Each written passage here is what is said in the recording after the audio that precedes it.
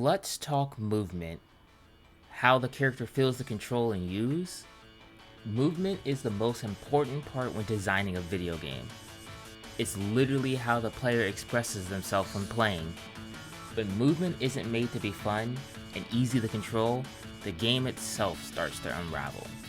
Sonic Heroes had its ups and downs with its movement system. Yes, the game is fast and feels really good to control when you fully understand it, but when left to a new player, the controls becomes a slippery mess. My goal is to make the movement simple enough to understand, but still have that movement in it. So this month, we're going to be going over the movement system I created for Core Stories. But before we begin, don't forget to like, comment, and subscribe to the video to keep up on updates of Core Stories. To begin, let's go over the first system I created called Jog to Run. But what it does is increase your max speed and acceleration while running for X amount of time. Think about how Sonic accelerates, where you start off slow and you start hitting your max speed over time. But unlike other forms of acceleration, you reach top speed quickly, then once the criteria is met, that max speed threshold gets increased. So to recap this, the player runs forward for X amount of time, and over that time they start to run faster. If they happen to hit an abrupt stop or slow down to a threshold, the whole state will restart and you have to start over. Next, I needed to add slope mechanics, but not one-to-one how Sonic is. You won't be able to slope jump, but you will be able to gain speed from the slope and jumping into the air. So instead of having full traction when running down a slope, I decided to make it so that you have less traction. To give an example of what it feels more like you're sliding down a hill instead of running down a hill and gaining speed. Now I do have a reason for this. Remember this because this will be explained later on, but for now, just keep it in your memory. Wall running. As of late, it's a staple of current gen movement systems. Everyone is creating their own ways and logic for wall running, and I thought, I should give that a try too. So in order to create this wall running system, we needed to understand a couple of important topics. The first thing I needed to understand is how to detect the wall around the character. Luckily, there is a handy node called a line/sphere trace, or even in some cases, it's called a raycast. So what this does is allow me to check if there's any collision within the direction that I shoot it. Once hit, I can gather that information of the wall that was hit. Out of all the information it gives me, the only important part that I needed was the wall normal of the hit detection. Now, if you don't know what a surface normal is, I can give you a small brief explanation, but you can check the description to a link to a video that will have a better definition of it. So basically, the arrows coming out of the planes determines the facing of the plane. This lets us know what direction the walls are as we touch them. So with this information, we can begin to snap the character to that point of the wall. From here on, how you choose to keep the character on the wall can be varied by person. But what I do is that I lower their gravity and then push them along the wall that was touched. So now this just makes it so that when the character is snapped to the wall, they're going to move straight forward with no deviation of up or down. So to remedy this, we need to calculate the Z velocity, Y velocity if you're not an Unreal user, when you jump on the wall. This will make it so that when you jump on the wall from your initial jump, you'll get a lot more height from it rather than just a base height. But this also means that if you hit the wall while falling, you will also get pushed down slightly faster. So now that we have the Z velocity calculated when you touch the wall, we can now calculate how much speed you're gonna have while wall running. To do this is actually really simple. All I need to do is get the velocity of the character itself and then multiply that into the wall velocity. At this point, you can now wall run. It calculates your up and down velocity, your forward velocity, you can jump off to the next one, and vice versa. I would like to say that this is looking pretty good for my standard. But then we came across another problem. Now I need to think about what happens when you jump towards the wall while facing it directly. After spending some time thinking about what I wanted to do with this, I had to go and search for some inspiration. And I found it through Demon Tides. The way the main character in that game climbs up walls looked like a great solution to deal with my problem, so I implemented it. I truly believe that this will help with the verticality of the movement. It will also make it so that the class system has a little bit more importance.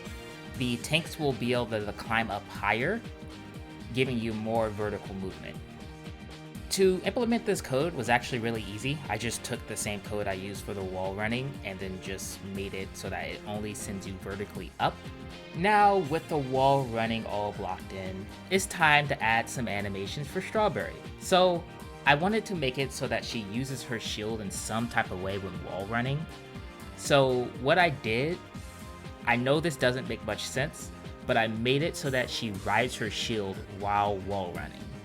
The general consensus on this animation though is that a lot of people like it. I love the way it turned out. It's still not finished at all, it's still in a very rough state, but the blockout of the animation looks pretty cool. While spending time making this animation, I also needed to think about how I was going to make the wall run curve around corners. Because of the method of me using zero gravity for this and not like setting the velocity per frame on being on the wall, I had to come up with a different method of curving those corners. So what I did, and I kind of got extremely lucky with this, I basically added an impulse towards the direction of the wall itself, and lo and behold, it kind of just worked. Sometimes the numbers would be too high and she'll shoot off to infinity, but after tweaking it a little bit, she just curves corners pretty well. Now, with this type of curving, I can see a potential bug that could happen where they delatch from the wall but keep all that velocity and fly off somewhere.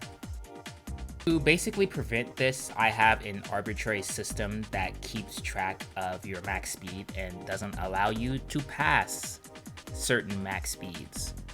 So now blocking out the wall run is completely finished at this point, and it's time to move on to fleshing out some of her animations. As a disclaimer, all animations I make right now are all just blocked in for programming reasons. The initial design of all the animations could change, as well as just how I want it to look. So now here's a short little time lapse of me making a couple animations and putting them in the game. Overall, the animations are working pretty well. They do what they need to do, but it's not explaining a lot about the character, which will be added on later on. So you remember how I told you how the slope speed works and to keep that in your memory? You don't? Okay. Cue the flashback. Feels more like you're sliding down a hill instead of running down a hill and gaining speed. The reason for this is because I have a system called the stage and combo system. Now don't get it confused with the combo system in the combat mode. This is something completely different. So basically, the game will track all the movement actions you take and store all of those into a point system. This is called the stage system. After getting X amount of points, it'll increase your stage. Upon increasing your stage, it will also increase your max speed and acceleration. This will make you feel like you're progressively getting faster and faster throughout the level, but you can also lose that stage if you're moving too slow or the timer keeping track of the stage counter reaches 0. To add on to the stage system, we also added a combo meter to it. The way this works is that the more actions you take without touching the ground will give you a multiplier. This will encourage the player to stay off the ground to increase the stage faster, thus giving you more speed, but the moment you land on the ground again, that combo meter will be reset back to 0. This system will create some pretty fun scenarios for speedrunners. Casuals, on the other hand, might not feel it, but if they do, I'm pretty sure they will enjoy it too. For the next part of the basic movement that all the characters will have, You guessed it. It's time to add in rail grinding.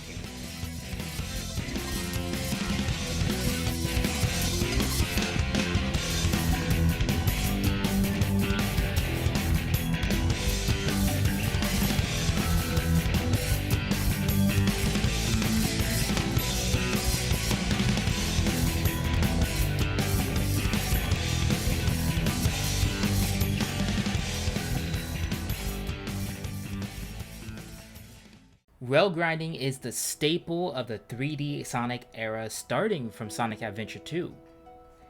And just like Sonic, I plan on making the system as complex as the king itself. So I've never actually created a rail grinding system before. This is an entirely new thing for me.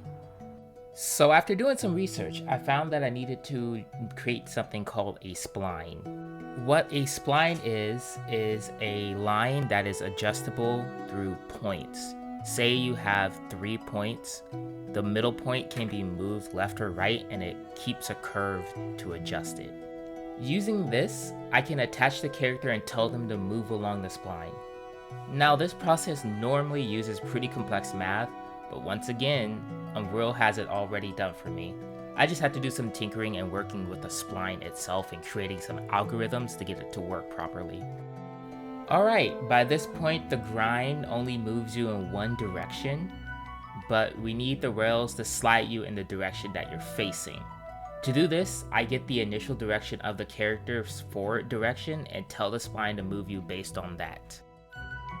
For example, the spline is going to want to move you from point A to point B. What I'm essentially doing is making it so that if you hit it in the opposite direction, it'll move you from point B to point A instead. So let's go back and take a look at Sonic Adventure 2 Battle and how the grind works here. Grinding in this game takes in consideration of the slope of the spline itself, as well as your speed. So if you're moving downward on a slope, you'll gain speed, and if you're moving upward, you'll lose speed. With that all set up, now you can see that she gains speed when going down slopes, and I added it so that she can launch off. I made sure that when launching off of the grind, it calculates how much speed you have and transfers that into a launch amount. That way, you can do big jumps like this. So I wanted to add a little extra flair on how you would gain speed, so what I did is that I gave you the ability to hold the interact button, which by default is the B button, on slopes, and holding the interact button will grant the player speed, but only on downward slopes. If you use it while going upwards, it'll push you back. So to make it even more fun, I made it so that you can gain speed by taking into the account of the direction of the turn itself. If the spline is turning right, for instance, you would need to hold the opposite direction of that. When you successfully do that, you gain even more speed. So rail grinding has 3 parts now to it. The slope calculation, holding the interact button on the slopes, and taking into the account the turns of the slope. This is a very good start for the rail grinding system that I'm creating, and I can build on it from this point forward.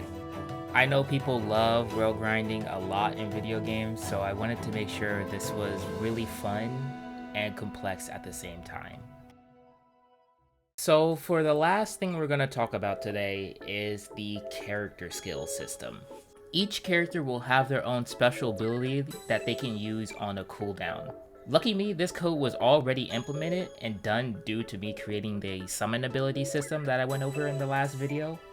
All I had to do was tinker some code, and just like that, it's all set up. So for the first one, we're gonna go over Strawberry's ability because obviously she's the only character I have right now. Basically, her ability allows her to spawn shields, which can be used as walls and or ground.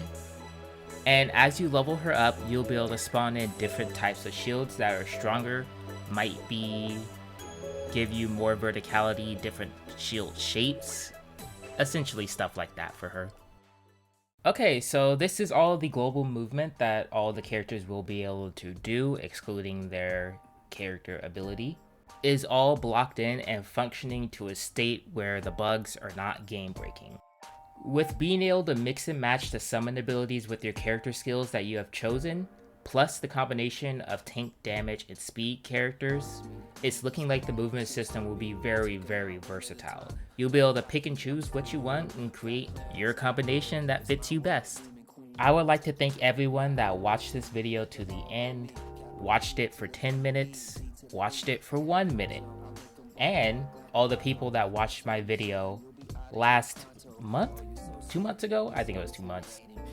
Don't forget to like and subscribe to the channel if you want more updates about this game, or if you're interested in playing it at some point. There will be a demo next year, towards like September-ish of next year.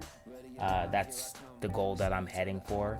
And if you like to see highlights of my development outside of this YouTube channel, you can follow me on my Blue Sky, which I post little videos of what I am doing. Thank you again for watching this video, and don't forget to let your core shine.